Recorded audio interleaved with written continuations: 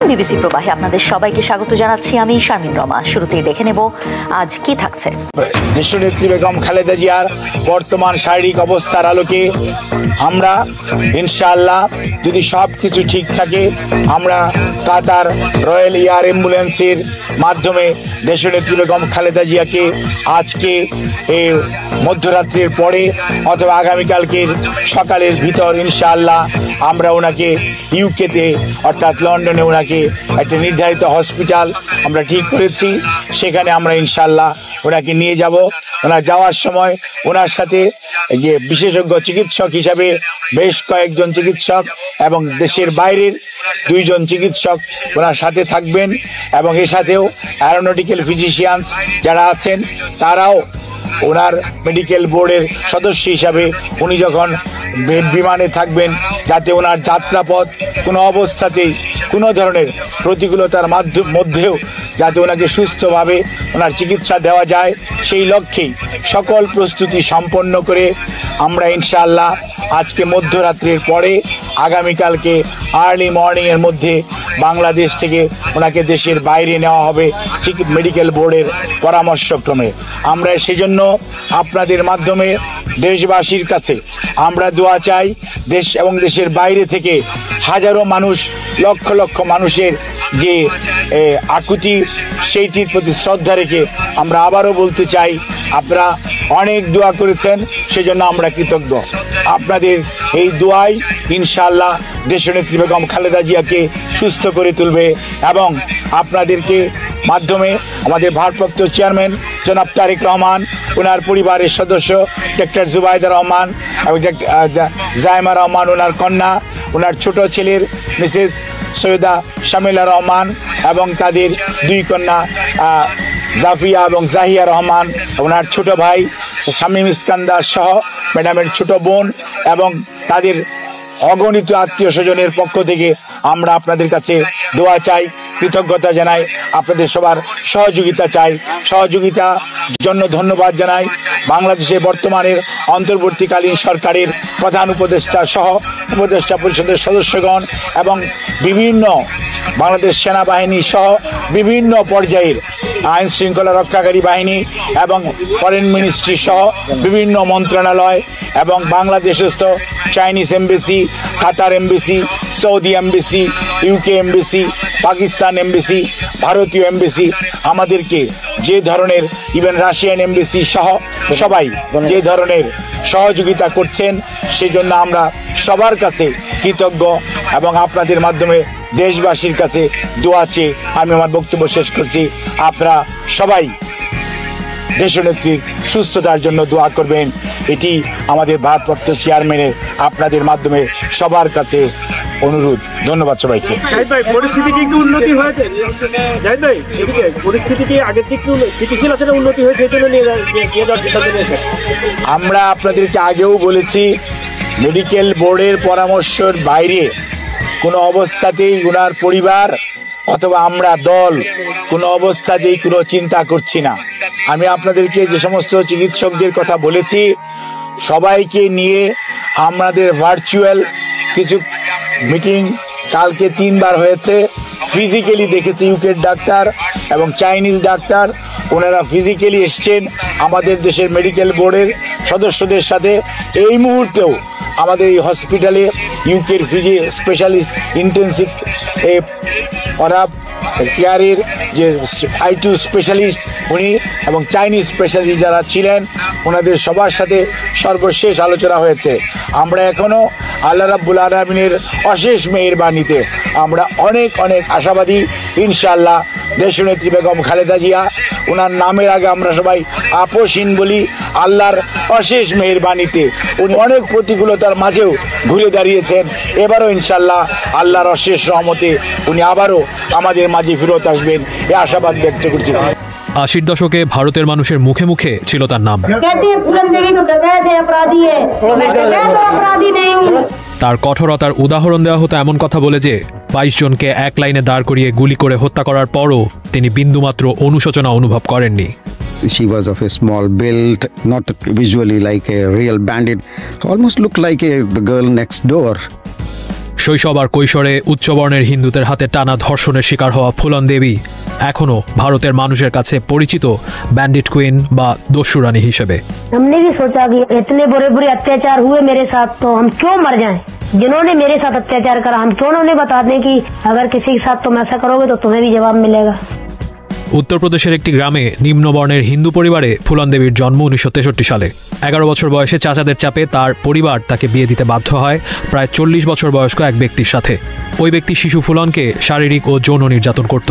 The bridegroom they found for her was a man who was quite elderly, around 40 years, and it was agreed that after she has grown up, then her husband will take her to his house. But he wanted to consume this relationship too early. So there was a fight between the two and she got quite severe beating from her husband. Then she ran away from there and she came back to her home. And after a few months, the family managed to send her back. By that time, her husband had found another woman. So that woman and her husband, they started to use her as a bonded labor, almost like a slave. স্বামীর বাড়িতে বারবার নির্যাতিত হওয়ার পর এক পর্যায়ে ফুলনের বাবা তাকে বাড়ি ফিরিয়ে নেয়। 1979 সালে 16 বছর বয়সে জমি দখল নিয়ে পারিবারিক বিরোধের জের ধরে চাচাতো ভাইকে পাথর ছুঁড়ে আহত করেন কিশোরী ফুলন। ওই ঘটনার পর প্রায় 1 মাসের জন্য তাকে স্থানীয় পুলিশ আটক করে রাখে। Her uncle had lodged a police complaint that some valuables have been stolen and Phulan is responsible for it. So the police took her to the police station. They raped her. And when she came back to her home, there were quite a few people of upper caste in her village and villages around who thought that here is a girl who is available. There were many men who would rape her. এক পর্যায়ে বাবু গুজ্জার নামের এক ডাকাত তাকে অপহরণ করে। পরের সপ্তাহেই বাবু গুজ্জারের দলের আরেক ডাকাত বিক্রম মাল্লা বাবু গুজ্জারকে খুন করে ওই দলের নেতা হয়। Vikram Malla coached her how to fire a gun, how to protect yourself from police, and she learned the tricks of the trade. পরের প্রায় 1 বছর এই ডাকাত দল উত্তরপ্রদেশের বিভিন্ন অঞ্চলে ত্রাস সৃষ্টি করে। সেসব এলাকার নিম্নবর্ণের ও দরিদ্র হিন্দুদের মধ্যে ব্যাপক জনপ্রিয়তা পান ফুলন দেবী। সেখানকার মানুষের মধ্যে তিনি পরিচিত ছিলেন দস্যু সুন্দরী হিসেবে। ফুলন দেবী ও বিক্রম মাল্লার এই ডাকাত দলের দৌরাত্ম্য থামে বিক্রম মাল্লার মৃত্যুর পর। বিক্রম মাল্লার ডাকাত দলেরই এক সদস্য যিনি উচ্চবর্ণের হিন্দু ছিলেন, তিনি বিক্রমকে হত্যা করে ফুলন দেবীকে অপহরণ করে নিয়ে যায় কানপুরের কাছে বেহমাই গ্রামে। She was handed over to gangs of Thakurs, and there were gang rapes and other humiliation, beating for days together. বেহমাইয়ে কিছুদিন আটক থাকার পর সেখান থেকে পালিয়ে যান ফুলন দেবী। পালিয়ে আরেক দস্যু মান সিংয়ের সাথে ডাকাত দল তৈরি করেন তিনি। মান সিং আর ফুলন দেবীর সেই ডাকাত দল 1981 সালের 14 ফেব্রুয়ারি ফিরে যান বেহমাই গ্রামে। সেই গ্রামে গিয়ে তিনি 22 জন ঠাকুর সম্প্রদায়ের পুরুষকে এক লাইনে দাঁড় করিয়ে গুলি করে হত্যা করেন। She told me there was a upper caste man who used to rape poor girls from various villages around. So she specially went to his house and brought him out. Then she paraded him naked in the village. On loudspeakers, she shouted and collected all women from the village, especially the lower caste women. And she asked, was he a good guy? Most of those girls who were victims, they said no. So then she announced punishment. And the punishment was to chop off his penis in public. And she did it. And the chopped off penis, she picked up and asked a bandit to run a needle and thread through it and put it around this man's neck like a garland. And when she was explaining it, I could see, the sparkle in her eyes. She believed sincerely that she was doing some social justice. বেহমাই হত্যাকাণ্ডের পর ফুলন দেবীর ডাকাত দল ধরার জন্য সরকারের পক্ষ থেকে পুলিশের ওপর চাপ বাড়তে শুরু করে। 1983 ফেব্রুয়ারিতে 19 বছর বয়সে ফুলন দেবী আত্মসমর্পণ করেন। মধ্যপ্রদেশের ভিন্ড জেলায় তার আত্মসমর্পণের দিন জড়ো হয়েছিলেন হাজার হাজার মানুষ। এরপর 1983 থেকে 94 পর্যন্ত 11 বছর ফুলন দেবী কারাগারে ছিলেন। তবে এই সময়ের মধ্যে তার জনপ্রিয়তায় ভাটা পড়েনি একটুও। 1996 সালে মধ্যপ্রদেশে সমাজবাদী পার্টি থেকে নির্বাচন করে সাংসদ হন তিনি। এরপর 1999 সালে দ্বিতীয় দফায় নির্বাচন জেতেন এবং আবারও সাংসদ হন। ফুলন দেবী আততায়ীর হাতে মারা যান 37 বছর বয়সে। But unfortunately, once she got into politics, she was sucked into that machine. and I could see her behaving like other politicians. And unfortunately, she died too early. বন্ধুত্ব চাইলে রুশ তেল কেনা বন্ধ করুন, পুতিনের সঙ্গ ছাড়ুন। ভারতের প্রধানমন্ত্রী নরেন্দ্র মোদীর প্রতি মার্কিন প্রেসিডেন্ট ডোনাল্ড ট্রাম্পের বার্তাটা ছিল অনেকটা এরকম, কিন্তু কথা শোনেননি মোদী, যে কারণে শাস্তি হিসেবে ভারতীয় পণ্যে 50% শুল্কের বোঝা চাপান ট্রাম্প। সেই ইস্যু সমাধান না করে উল্টো পুতিনকে 4 ডিসেম্বর নিজ দেশে স্বাগত জানাচ্ছেন মোদী। তেল আমদানি থেকে শুরু করে প্রতিরক্ষা চুক্তির বিষয়ে করছেন দেন দরবার, যা অবধারিতভাবেই পশ্চিমাদের জন্য উদ্বেগের। এই উদ্বেগ কিভাবে দূর করবেন মোদী? একই সঙ্গে পশ্চিম ও রাশিয়ার সঙ্গে সম্পর্ক বজায় রেখে সূক্ষ্ম রশির উপর হাঁটবেন, সেই কঠিন পরীক্ষাই এবার মোদীর সামনে, যেখানে তীক্ষ্ণ দৃষ্টি ওয়াশিংটনের। রাশিয়ার দৃষ্টিকোণ থেকে ভারতের গুরুত্ব বোঝার জন্য কয়েকটি সংখ্যাই যথেষ্ট। ভারতের জনসংখ্যা প্রায় 150 কোটি, অর্থনৈতিক প্রবৃদ্ধি 8% বেশি, যা কিনা এখন বিশ্বের সবচেয়ে দ্রুত বর্ধনশীল বড় অর্থনীতি। এ অবস্থায় ভারতের বিশাল বাজারে নজর পড়বে যে কারো, পুতিনও এর ব্যতিক্রম নয়। ঐতিহাসিক সম্পর্ক কাজে লাগিয়ে ভারতের সঙ্গে গভীর সম্পর্ক চায় পুতিন সরকার। তাছাড়া ইউক্রেন যুদ্ধের পর পশ্চিমা নিষেধাজ্ঞায় যখন অর্থনৈতিকভাবে ঝুঁকির মুখে ছিল মস্কো, তখন বিপুল পরিমাণ রুশ তেল আমদানি করে পুতিনকে সাহায্য করেছে নয়াদিল্লি। বর্তমানে ভারতের জ্বালানি আমদানির 35%ই রুশ তেল। সম্প্রতি ট্রাম্প প্রশাসনের অতিরিক্ত শুল্ক আরোপের ভয়ে তেল আমদানি কিছুটা কমিয়েছে ভারত, যে কারণে এখন পুতিনের চাওয়া ভারত যেন আবারও তেল আমদানি বাড়ায়। এছাড়া রাশিয়ার অন্যতম স্বার্থ হলো ভারতের কাছে অস্ত্র বিক্রি। সোভিয়েত আমল থেকে ভারতের অন্যতম অস্ত্রের যোগানদাতা মস্কো, কিন্তু সম্প্রতি সেই অস্ত্র বিক্রির পরিমাণ অনেকটাই কমেছে দেশটিতে, যা আবারও বাড়াতে চান পুতিন। জানা গেছে এরই মধ্যে আধুনিক রুশ যুদ্ধ বিমান ও আকাশ প্রতিরক্ষা ব্যবস্থা কিনতে আগ্রহ প্রকাশ করেছে মোদী। পুতিনের সফরেই যা আনুষ্ঠানিকভাবে চুক্তি সই হতে পারে। এছাড়া যুদ্ধের কারণে শ্রমিক সংকট দেখা দিয়েছে রাশিয়ায়, সেই সংকট মোকাবিলা করতেও ভারত থেকে দক্ষ শ্রমিক নিতে আগ্রহী মস্কো। এর বাইরে ভূ রাজনৈতিক কারণেও পুতিনের ভারত সফর জরুরি ছিল, কেননা ইউক্রেনের যুদ্ধের পর থেকে রাশিয়াকে একঘরে দেখানোর চেষ্টা করছে পশ্চিমারা। এখন এই সফরের মাধ্যমে পুতিন বার্তা দেবেন তিনি একঘরে নন। যুক্তরাষ্ট্রের সঙ্গে চলমান বাণিজ্য আলোচনার মধ্যেই পুতিনকে নিজ দেশে ডেকে আনা মোদির জন্য কঠিন এক কূটনৈতিক পরীক্ষা, কেননা ইউক্রেন যুদ্ধে মস্কোকে সহায়তা করার জন্য ভারতকে দায়ী করে আসছে পশ্চিমা বিশ্ব। এ অবস্থায়ও পুতিনের সঙ্গে ঘনিষ্ঠ সম্পর্ক রাখছেন মোদী, ফলে মোদীকে হাঁটতে হবে সূক্ষ্ম রশির উপর দিয়ে, যাতে পুতিনের সঙ্গেও সম্পর্ক স্বাভাবিক রাখা যায়, সেই সঙ্গে যুক্তরাষ্ট্র ও ইউরোপের সঙ্গেও সম্পর্ক নষ্ট না হয়। দিল্লি ভিত্তিক think tank global trade research initiative বলছে, নিজের স্বাধীনতা রক্ষা করে ওয়াশিংটনের চাপ ও মস্কোর উপর নির্ভরতার মধ্যে ভারসাম্য রাখাই ভারতের সবচেয়ে বড় চ্যালেঞ্জ।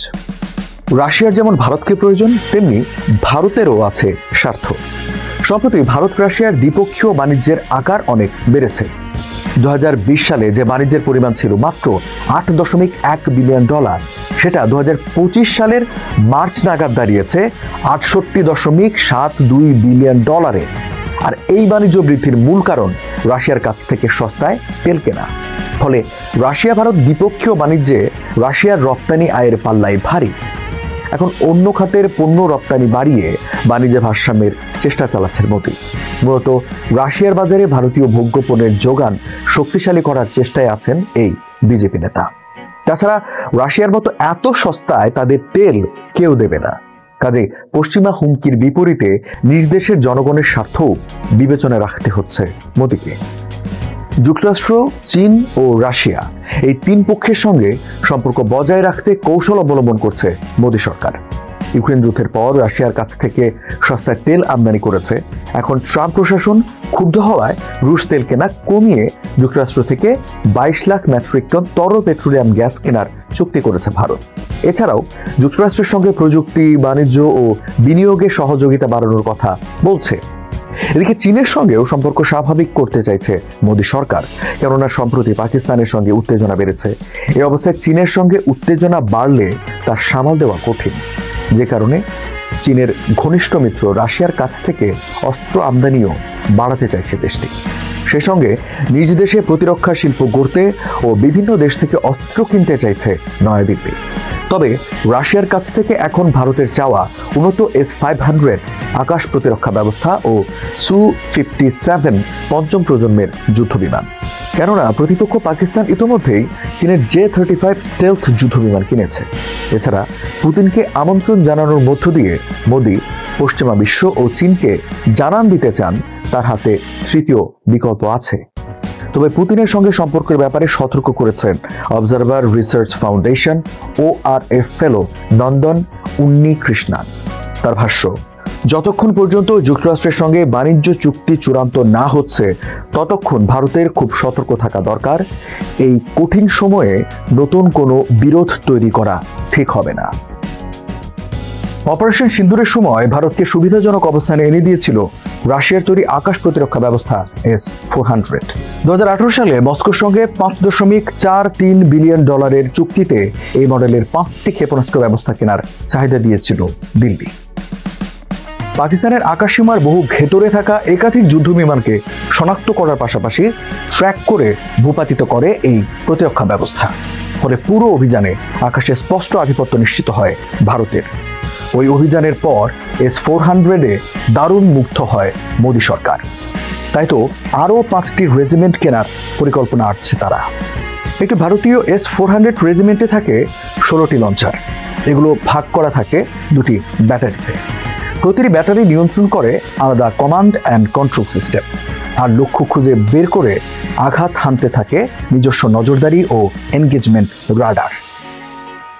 চলতি সপ্তাহে ভারত সফরে আসছেন রুশ প্রেসিডেন্ট ভ্লাদিমির পুতিন। সামরিক বিশেষজ্ঞরা বলছেন সফরে আরও S-400 কেনার আলোচনা ছাপিয়ে প্রাধান্য পেতে পারে এর উন্নত উত্তরসূরি S-500 প্রমিথিউস নিয়ে। S-500 কেবল S-400 এর একটি উন্নত সংস্করণ নয়, এটি একেবারে নতুন প্রজন্মের প্রতিরক্ষা ব্যবস্থা। এর ক্ষমতা আরও বেশি, প্রযুক্তি আরও আধুনিক, এর কৌশলগত শক্তিও অনেক বেশি। গুরুত্বপূর্ণ বিষয় হলো S-400 এর মতো এটি সরাসরি কেনা যায় না। S-500 প্রকল্পটি হচ্ছে সহ উৎপাদন চুক্তি, অর্থাৎ ভারতের একটি নির্বাচিত প্রতিষ্ঠান রাশিয়ার আলমাজ আন্তের সঙ্গে মিলে দেশে বসেই তৈরি করবে S-500 ব্যবস্থার বিভিন্ন যন্ত্রাংশ। S-400 ভারতের আকাশসীমা সুরক্ষিত রাখে, আকাশে নিশ্চিত করে শক্ত নিয়ন্ত্রণ, আর S-500 সেই ক্ষমতাকে আরো কয়েক ধাপ এগিয়ে নেবে। এটি আকাশের পাশাপাশি দূরপাল্লার ক্ষেপণাস্ত্র প্রতিরক্ষা এবং মহাকাশের কাছাকাছি উচ্চতাতেও ঢাল তৈরি করতে সক্ষম। S-400 এবং S-500 এর মধ্যে পার্থক্য অনেক। ক্ষমতা, পরিধি এবং প্রযুক্তি সব দিকেই S-500 অনেক এগিয়ে। যেখানে S-400 এর সর্বোচ্চ পাল্লা 400 কিলোমিটার, সেখানে S-500 এর পাল্লা প্রায় 500 থেকে 600 কিলোমিটার। উচ্চতার দিক থেকেও পার্থক্য চোখে পড়ার মতো। S-400 লক্ষ্যবস্তু ভূপাতিত করতে পারে 30 কিলোমিটার পর্যন্ত, অন্যদিকে S-500 পৌঁছাতে পারে 180 থেকে 200 কিলোমিটার পর্যন্ত, যা প্রায় মহাকাশের কাছাকাছি স্তর হিসেবে বিবেচিত। S-500 লক্ষ্যবস্তু ট্র্যাক এবং ধ্বংস করার ক্ষেত্রে S-400 এর চেয়ে অনেক বেশি পারদর্শী। সাধারণত বিমান, ড্রোন এবং ক্রুজ ক্ষেপণাস্ত্র প্রতিরোধে ব্যবহার হয় S-400। অন্যদিকে S-500 এসবের পাশাপাশি দূরপাল্লার ব্যালিস্টিক ক্ষেপণাস্ত্র এবং হাইপারসনিক গ্লাইড ভেহিকেলের বিরুদ্ধেও দারুণ কার্যকর। এছাড়া S-400 নির্দিষ্ট এলাকা বা সেক্টরের নিরাপত্তা নিশ্চিত করে। অন্যদিকে জাতীয় স্তরের প্রতিরক্ষা প্রদান করে S-500, অর্থাৎ এটি পুরো দেশের আকাশ, ব্যালিস্টিক ক্ষেপণাস্ত্র এবং হাইপারসনিক হামলা থেকেও নিরাপত্তা নিশ্চিত করতে সক্ষম। এই দুটি সিস্টেমে ব্যবহৃত ক্ষেপণাস্ত্রগুলো ভিন্ন। 48N6 এবং 40N6 ক্ষেপণাস্ত্র ব্যবহার করে S-400, আর 77N6N এবং 77N6N1 hit to kill interceptor ব্যবহার করে S-500। অসাধারণ ক্ষমতা থাকা সত্ত্বেও S-400 মূলত কৌশলগত ও অপারেশনাল হুমকি মোকাবিলার জন্য ডিজাইন করা হচ্ছে। অন্যদিকে S-500 তৈরি হয়েছে কৌশলগত হুমকি এবং ভবিষ্যতে হাইপারসনিক যুদ্ধ মোকাবিলার জন্য। ইসরায়েলের প্রধানমন্ত্রী মসনদ যেন দুর্নীতির আখড়া। যিনি সেই আসরে বসেন তিনি হয়ে ওঠেন ঘুষখোর, করেন স্বজনপ্রীতি, ক্ষমতা পেয়ে তা অপব্যবহারের জন্য হয়ে যান মরিয়া। 1996 সালের পর থেকে দেশটির প্রায় সব প্রধানমন্ত্রী কোনো না কোনো ধরনের দুর্নীতি, ঘুষ বা স্বজনপ্রীতির অভিযোগে তদন্তের মুখোমুখি, কারাভোগ এমনকি পদ ছাড়তেও বাধ্য হয়েছে। বর্তমান প্রধানমন্ত্রী বেনিয়ামিন নেতানিয়াহুরও চলছে বিচার। ইসরায়েলের ইতিহাসে বেনিয়ামিন নেতানিয়াহু আগের সব দুর্নীতিগ্রস্ত প্রধানমন্ত্রীদের হার মানিয়েছেন। তিনি ক্ষমতায় থাকা অবস্থায় বিচারের মুখে পড়েছেন, এমনকি আদালতেও হাজিরা দিতে হয়েছে তাকে। এর আগে এমনটা কোনো প্রধানমন্ত্রীর সঙ্গেই হয়নি। নেতানিয়াহুর বিরুদ্ধে মূলত 3টি মামলায় গঠন করা হয়েছে অভিযোগ। সেগুলো কেস 1000, কেস 2000 ও কেস 3000 নামেও পরিচিত। সহজ ভাষায় বলতে গেলে মূলত অভিযোগগুলো হলো ধনী ব্যবসায়ীদের কাছ থেকে দামি উপহার গ্রহণ, ইতিবাচক সংবাদ প্রচারের বিনিময়ে সুবিধা প্রদান, প্রতারণা ও জন আস্থা লঙ্ঘন। নেতানিয়াহু তার বিরুদ্ধে ওঠা এসব অভিযোগ কখনোই স্বীকার করেন, তবে তিনি বলেছেন উপহার নিয়ে থাকলেও কখনো কাউকে কোনো সুবিধা দেননি তিনি। ইসরায়েলের প্রেসিডেন্ট আইজ্যাক হারজগের কাছে তিনি ক্ষমা চেয়েছেন গত 30 নভেম্বর। নেতানিয়াহুর দাবি তার এসব মামলার কার্যক্রম দেশের ক্ষতি করছে, জনগণের মধ্যে বিভাজন তৈরি হচ্ছে, তাই তাকে ক্ষমা করে দেওয়া উচিত। 2006 থেকে 2009 পর্যন্ত ইসরায়েলের প্রধানমন্ত্রী ছিলেন এহুদ ওলমার্ট। প্রধানমন্ত্রী থাকার আগে দেশের বাণিজ্য মন্ত্রী, যোগাযোগ মন্ত্রী ও অর্থমন্ত্রীও ছিলেন তিনি। তখন তার বিরুদ্ধে ব্যাপক দুর্নীতির অভিযোগ ওঠে। কঠোর সমালোচনার মুখে 2008 সালে প্রধানমন্ত্রী পদ ছাড়েন ওলমার্ট। ওলমার্টের বিরুদ্ধে অভিযোগ ছিল যুক্তরাষ্ট্রভিত্তিক ব্যবসায়ী মরিস ট্যালনস্কির কাছ থেকে ঘুষ গ্রহণ এবং বিভিন্ন মন্ত্রণালয় পরিচালনার সময় অনৈতিক আর্থিক সুবিধা গ্রহণ করেছেন তিনি। 2008 সালে প্রধানমন্ত্রী পদ ছাড়ার পর বেশ কয়েকটি মামলায় দোষী প্রমাণিত হন ওলমার্ট। এসব মামলায় 6 বছরের কারাদণ্ডও হয় তার, তবে তা কমিয়ে শেষ পর্যন্ত আনা হয় 18 মাসে। 2001 থেকে 2006 সাল পর্যন্ত ইসরায়েলের প্রধানমন্ত্রী ছিলেন এরিয়েল শ্যারন। তার বিরুদ্ধেও ঘুষের অভিযোগে তদন্ত করা হয়েছিল। অভিযোগ ছিল রিয়েল এস্টেট ব্যবসায়ী ও বিদেশি বিনিয়োগকারীদের কাছ থেকে আর্থিক সুবিধা নিয়েছেন তিনি, বিনিময়ে দিয়েছেন রাজনৈতিক সুবিধা। এরপরও পর্যাপ্ত প্রমাণ না থাকার কথা উল্লেখ করে শ্যারনের বিরুদ্ধে অভিযোগ গঠন করা হয়নি। তবে তার ছেলে ওমরি শ্যারন বেআইনি রাজনৈতিক তহবিল সংগ্রহের দায়ে খেটেছেন জেল। ইসরায়েলের সাবেক প্রেসিডেন্ট ও বিমান বাহিনীর সাবেক কমান্ডার ছিলেন এজার ওয়েজনার। তার বিরুদ্ধে অভিযোগ ওঠে একজন ফরাসি ব্যবসায়ীর কাছ থেকে $3 লাখ বেশি অর্থ নিয়েছেন তিনি। তদন্তে অর্থ গ্রহণের প্রমাণও মেলে, কিন্তু অভিযোগ জমার সময়সীমা পার হয়ে যাওয়ায় আদালতে তোলা সম্ভব হয়নি তাকে। তবুও সমালোচনা ও চাপ বাড়তে থাকায় 2000 সালে পদত্যাগ করেন তিনি। শাসক দলের অন্যতম প্রতিষ্ঠাতা আরিয়ে ডেরি ইসরায়েলের রাজনীতিতে সবচেয়ে বিতর্কিত নেতাদের একজন। তার বিরুদ্ধে অভিযোগ 1999 সালে ঘুষ, প্রতারণা ও বিশ্বাস ভঙ্গ করেছিলেন তিনি এবং 2022 সালে দিয়েছেন কর ফাঁকি। প্রথম মামলায় প্রায় 2 বছর কারাভোগ করেছেন তিনি। দ্বিতীয় মামলায় সংসদ থেকে পদত্যাগ করে সাজা এড়িয়ে যান এবং পরে আবারও নেতানিয়াহুর মন্ত্রিসভায় অন্তর্ভুক্ত হন। শেষ পর্যন্ত 2023 সালে সুপ্রিম কোর্ট ডেরির মন্ত্রী পদে থাকা অযৌক্তিক ঘোষণা করে বহিষ্কার করে থাকে। ইসরায়েলের রাজনৈতিক কাঠামো সাধারণত জোট ভিত্তিক। দেশটির সংসদে এমপি নির্বাচন হয় পিআর বা প্রপোর্শনাল রিপ্রেজেন্টেশন অর্থাৎ আনুপাতিক পদ্ধতিতে। তাই অধিকাংশ সরকারই দুর্বল জোটের উপর নির্ভরশীল হয়ে থাকে। ফলে ক্ষমতার অপব্যবহার, স্বজনপ্রীতি এবং প্রভাবশালী ব্যবসায়ীদের সঙ্গে অনৈতিক সম্পর্ক তৈরির ঝুঁকি বেশি থাকে। আল জাজিরার প্রতিবেদন বলছে, ইসরায়েলের রাজনৈতিক নেতৃত্বের বিরুদ্ধে এসব ধারাবাহিক দুর্নীতির অভিযোগ ইঙ্গিত দেয় ইসরায়েলের রাজনৈতিক ব্যবস্থায় কাঠামোগত সংস্কার প্রয়োজন। অন্যথায় এমন বিতর্ক ভবিষ্যতেও অব্যাহত থাকবে। গাজায় ফিলিস্তিনিদের সমর্থনে ইসরায়েলের বিরুদ্ধে যুদ্ধে জড়িয়েছে লেবানন সশস্ত্র সংগঠন হিজবুল্লাহ, যার মাশুল দিতে হচ্ছে লেবাননকে।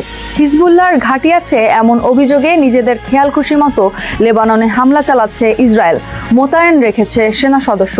এ নিয়ে যখন বাড়ছে দুপক্ষের উত্তেজনা, তখন আশার আলো দেখাচ্ছে মার্কিন মধ্যস্থতায় 40 বছরের বেশি সময় পর লেবানন ইসরায়েলের সরাসরি আলোচনা, যেখানে পরিষ্কার ইসরায়েলের সঙ্গে যুদ্ধে জড়াবে নাকি শান্তির পথে হাঁটবে লেবানন।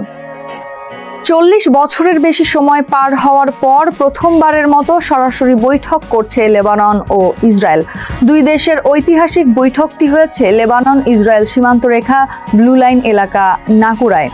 মার্কিন সভাপতিত্বে প্রায় 3 ঘন্টার এই বৈঠকে অংশ নেন লেবাননের এবং ইসরায়েলের বেসামরিক প্রতিনিধিরা। যুদ্ধবিরতি পর্যবেক্ষণ কমিটির বৈঠক শেষে এক যৌথ বিবৃতিতে বলা হয়, বেসামরিক প্রতিনিধিদের অন্তর্ভুক্তি একটি গুরুত্বপূর্ণ পদক্ষেপ যা সামরিক বেসামরিক দুই ধরনের সংলাপকে আরও স্থায়ী করবে এবং সীমান্তে শান্তির পরিবেশ তৈরি করবে।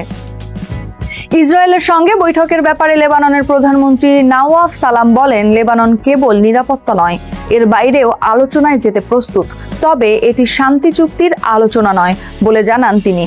তার মতে ইসরায়েলের সঙ্গে স্বাভাবিক সম্পর্ক কেবল তখনই সম্ভব যখন সহিংসতা পুরোপুরি বন্ধ হবে, বন্দীদের মুক্তি দেওয়া হবে এবং লেবাননের ভূখণ্ড থেকে ইসরায়েলি সেনা সম্পূর্ণভাবে প্রত্যাহার করা হবে।